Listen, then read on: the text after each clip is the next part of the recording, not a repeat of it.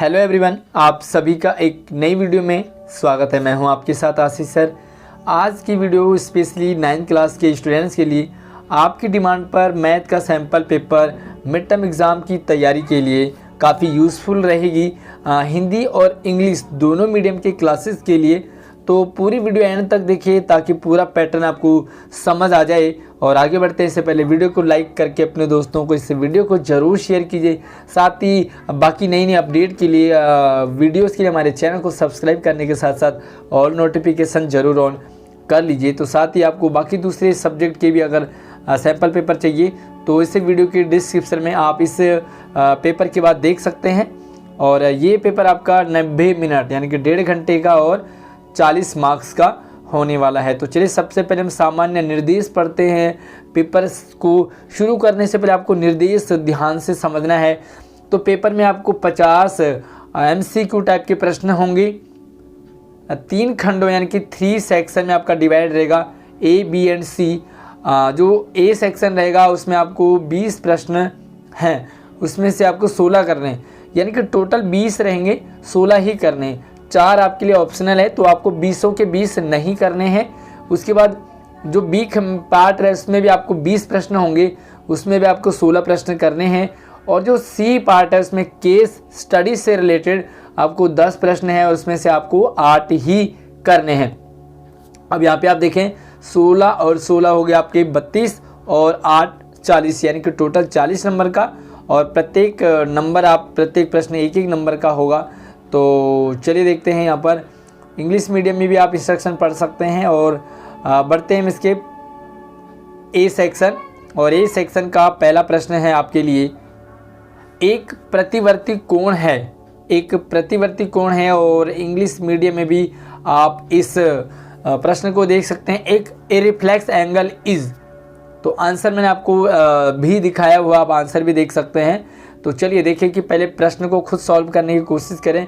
जो आंसर मैंने आपको बताया है क्या वो आपके अकॉर्डिंग सही आ रहा है।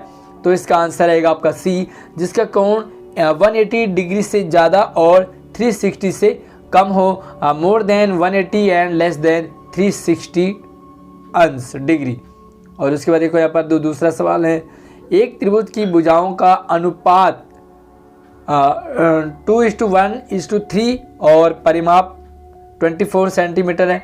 तो त्रिभुज की सबसे बड़ी भुजा की लेंथ कितनी होगी, सबसे बड़ी भुजा कितनी उसकी लंबाई होगी। तो ये रहेगा आपके लिए सी, यानी कि 12 सेंटीमीटर। चलिए तीसरा सवाल है आपके लिए, हिंदी और इंग्लिश दोनों मीडियम में आप देख सकते हैं अपने सहूलियत के अकॉर्डिंग। एक परिमेय तथा अपरिमेय संख्या का गुणनफल क्या होगा। The product of the rational and irrational number is, तो क्या होगा इसका। तो ये रहेगा आपका कभी परिमेय तो कभी अपरिमेय संख्या होगी, यानी कि डी ऑप्शन करेक्ट है। उसके बाद आपका चौथा सवाल, अगर दो पूरक कोणों का अनुपात 10:8 है तब वे कोण होंगे। तो एंगल कौन कौन से होंगे जिनका जो अनुपात है वो आपका क्या है 10:8। तो आपका एंगल रहेगा 50 और 40। पांचवा सवाल है, निम्न में से कौन सी संख्या अपरिमेय है। इरेशनल नंबर आपको बताना है फॉलोइंग में से। तो ये रहेगा आपका √5, सी ऑप्शन बिल्कुल करेक्ट रहेगा। तो चेक कीजिए कि आपके क्या जो मैं आंसर आपको टिक करवा रखे क्या आपका भी सेम वही आंसर आ रहा है। आना चाहिए, अगर नहीं आ रहा है तो आप एक बार चेक कीजिए अच्छे से। और वीडियो लाइक नहीं किया तो लाइक कर लो फटाफट से। छठा सवाल है, निम्नलिखित में से कौन सी भुजाओं की सर्वांग समता की कसौटी नहीं है। Which of the following is not, तो इसका आंसर रहेगा आपका सी, यानी कि SS से यस। और इसका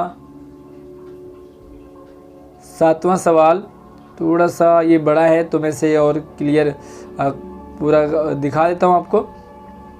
चलिए, एक त्रिभुज की दो भुजाएं 18 और 10 सेंटीमीटर है और इसका जो परिमाप है वो 42 है। पैरामीटर जो है वो पैरामीटर आपका 42 सेंटीमीटर है। तो त्रिभुज का एरिया कितना होगा, क्षेत्रफल कितना होगा, तो आपको क्षेत्रफल बताना है। तो ये रहेगा 21 √11 सेंटीमीटर स्क्वायर, यानी कि बी ऑप्शन करेक्ट है।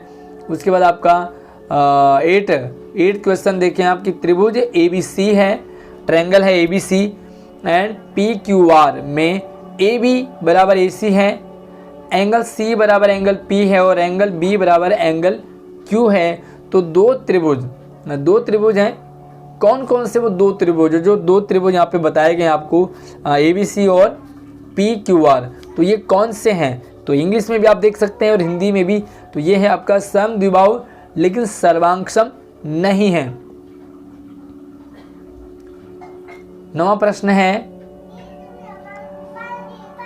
पॉइंट 35 और का जो है P/Q रूप क्या होगा? जहाँ P व Q पूर्णांक हैं व Q बराबर नहीं है 0 के, तो ऑप्शन आपका 35/99 यानी कि 35/99 आंसर रहेगा। और इसके बाद हम 10th क्वेश्चन पे बढ़ते हैं। ये आंकड़े दे रखे आपको, तो इसका आपने परिसर क्या है? The range of the data, तो आपने रेंज बताना है। तो रेंज रहेगा आपका 85 यानी कि सी ऑप्शन करेक्ट रहेगा। उसके बाद आपका 11वां सवाल है, एक रेखा का समीकरण जो x अक्ष से ऊपर की ओर 5 इकाई की दूरी पर है। तो आंसर है आपका सी, यानी कि y - 5 = 0। एंड 12वां सवाल है x = 3 एंड y = -2 समीकरण है। तो kx जो समीकरण आप देख सकते हैं इसका, तो आपने यहाँ पर k का मान बताना है, k की वैल्यू बतानी है। तो k की कितनी वैल्यू होगी? तो समीकरण के इक्वेशन के अकॉर्डिंग आपका जो k की वैल्यू है वो 2 होनी चाहिए, यानी कि 2 आंसर आएगा। और हम चलते हैं 13वां, बारंबारता बंटन के वर्ग चिन्ह इस प्रकार दिए गए हैं। तो कितना टफ आपको लग रहा है पेपर और कितना इजी लग रहा है, इस पेपर के अकॉर्डिंग आप अपनी तैयारी को और स्मार्ट करेंगे। तो इसका जो सही आंसर है वो रहेगा 12.5 - 17.5।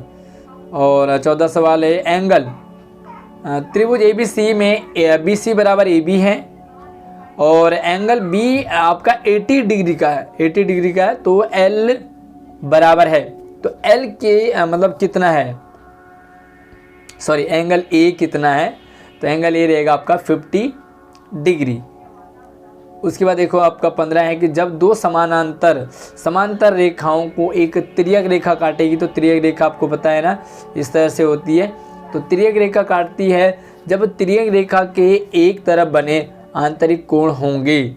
तो आंतरिक कोण कौन से होंगे? तो ये रहेंगे दोनों पूरक कोण। और अगर आप इसे इंग्लिश में देखें तो ये आपका रहेगा C option supplementary, C option आपका करेक्ट रहेगा। और उसके बाद 16 पे चलते, समीकरण है आपका, ये पढ़ लीजिए। तो यहाँ पर जो बिंदु पर काटता है, तो कौन सी बिंदु पर काटेगा? तो ये रहेगा आपका 30। 17वां सवाल देखें, थोड़ा सा पढ़ें आप। यह दिया गया है आपको त्रिभुज ABC का बताया है यहाँ पर, तो पूरा यहाँ पर इसे समझें क्योंकि कौन सा सत्य है। तो आपको ट्रू बताना कि चारों में से ट्रू कौन सा है। तो आपका बी ट्रू रहेगा, DF बराबर 5 सेंटीमीटर एंगल E = 60। उसके बाद 18 को देखें आप, वर्ग चिन्ह क्या होगा? 130 - 150, तो ये रहेगा आपका 140, सी ऑप्शन। समीकरण को हल करें आप, तो ये समीकरण है आपका, इसे आपने सॉल्व करना है। तो चलिए देखें यहाँ पर समीकरण को किस तरह से आप सॉल्व करेंगे।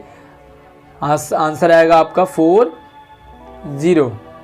चलिए अगला 20वां सवाल है, दी गई आकृति, यहाँ पर आपको एक फिगर दिया है, इसमें कौन से कोणों के युग्म एकांतर अंत कोणों को दर्शाते हैं? तो इसका जो करेक्ट आंसर रहेगा आपका ए ऑप्शन है। इंग्लिश में भी आप देख सकते हैं। तो इसका जो है एंगल 3 और एंगल 6 आपका इसका करेक्ट आंसर है। और ये है आपके पास 20 प्रश्न, तो 20 में से आपको 16 ही करने हैं। कोई से 4 जो भी आपको टफ से लग रहे हैं उन्हें आप छोड़ दें, ताकि आपके पूरे मार्क्स 16 में से 16 आ जाएं। और अगर आपको पेपर कैसे अटैम्प्ट करना है ताकि जो प्रश्न आपको नहीं आ रहे, यानी कि कौन से आपको अटेम्प्ट करने हैं, कौन से नहीं करने हैं, सारे के सारे 20 के 20 कर देंगे तो आपके मार्क्स कटने के पूरे चांसेस हैं। सेक्शन बी रहेगा तो यहाँ पर देखो ब में यहाँ पर भी 20 प्रश्न हैं, 16 ही करने हैं। चलिए 21 देखें यहाँ पर, यदि 30.x डिग्री का संपूरक कोण 40 डिग्री का हो तब x की क्या वैल्यू रहेगी। तो x की वैल्यू रहेगी यहाँ पर 110 x की वैल्यू है। तो चलिए 22वां सवाल देखें। यहाँ पर एक त्रिभुज दे रखा आपको ABC में angle A minus angle B equal to आपका 40 डिग्री है। तो A माइनस B आपका 40 है and angle B minus angle C आपका 21 डिग्री है। तो आपको यहाँ पर एंगल B का मान बताना है। तो एंगल B कितने का होगा। एंगल B, तो यहाँ पर एंगल B रहेगा आपका 53 अंश का रहेगा, फिर डिग्री का रहेगा।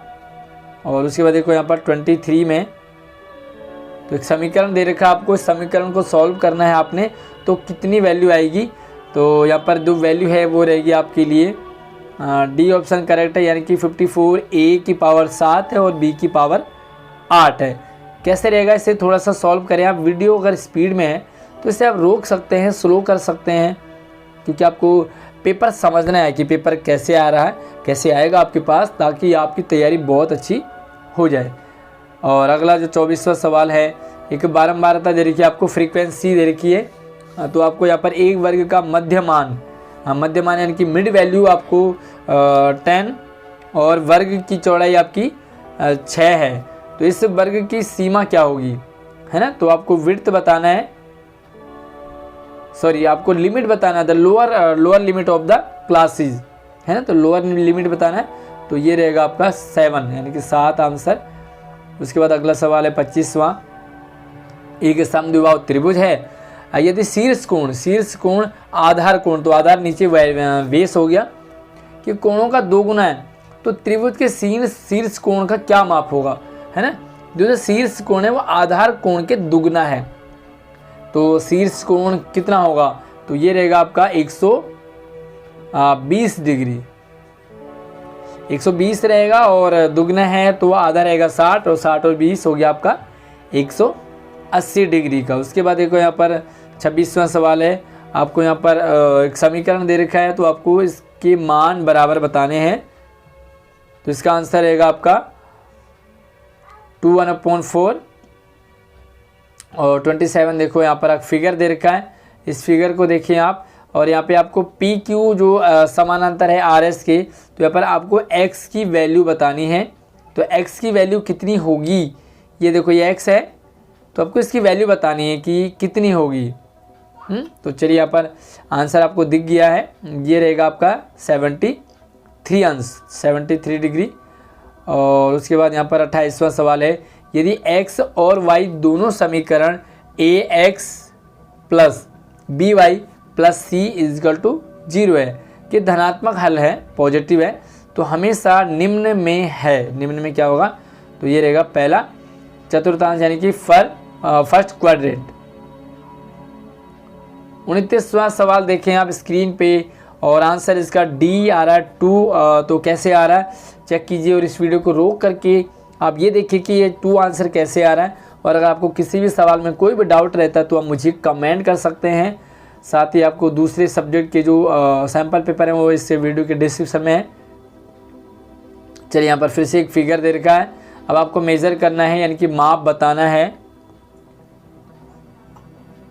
चलिए इसका आंसर रहेगा आपका 60 डिग्री, 60 अंश रहेगा। दी गई आकृति में x का मान बताना है। तो ये आपको एक फिगर दे रखा है, अब आपको क्या करना है, x का मान कितना होगा। तो x का मान, आंसर अभी दिख नहीं रहा आपको, तो आप देखिए ज़रा कि x की वैल्यू कितनी होगी। चलिए x की वैल्यू रहेगी आपके लिए 115 डिग्री। प्रेक्षकों यानी कि जो एक सारणी दे रखी है आपको, संख्या दे रखी है, तो आपको बताना है अंतराल में 20 - 30 में संख्या है, तो ये रहेगा आपके लिए 4, यानी कि ए ऑप्शन करेक्ट है। 33 यदि समीकरण देखो आप √3 - 1/√3 + 1 = 0। चलिए देखिए, मैं पढ़ूँ इससे पहले आप इसे समझ ले खुद ही। तो आपको यहाँ पर a + b की वैल्यू बतानी है। a + b की क्या वैल्यू रहेगी? तो ये है आपके लिए a + b की वैल्यू 3 है, यानी कि ए ऑप्शन सही है। 34वां सवाल, एक रेखिक समीकरण के हल इस तरह से हैं तो उसका समीकरण क्या होगा? ये सॉल्व करके इतना आएगा तो इक्वेशन क्या रहेगी? यहाँ पर इक्वेशन को सॉल्व करने के बाद ये आंसर आएगा। तो एक्चुअली इक्वेशन रहेगी क्या? तो इक्वेशन थी आपकी x + y = 0। अब x + y = 0 को एक बार इसमें पुट करके देखें आप, तो आपका आंसर इतना आ रहा है या नहीं।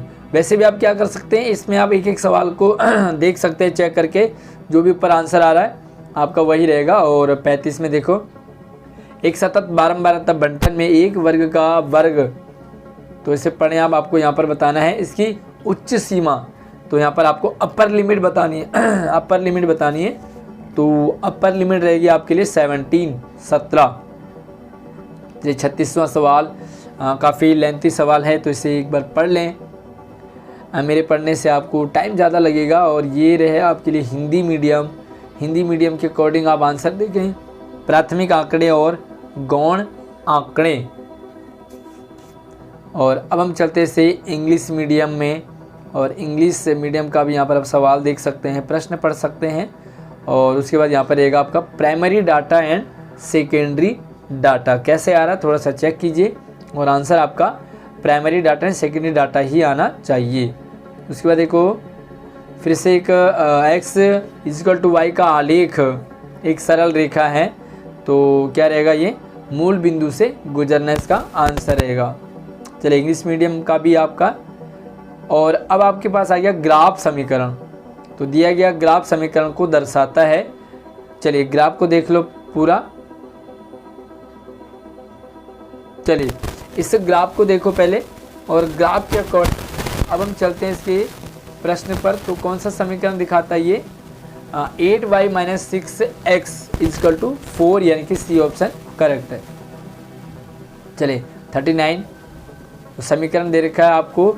यहाँ पर आपको x - 1/x की वैल्यू बतानी है, कितनी रहेगी? तो सॉल्व कीजिए। आंसर आपका b यानी कि 4 आ रहा है। तो कैसे आ रहा है, आप थोड़ा सा इसे कॉपी पेन लेकर सॉल्व करेंगे तो आपको चेक करना है कि आंसर इतना आ रहा है या नहीं।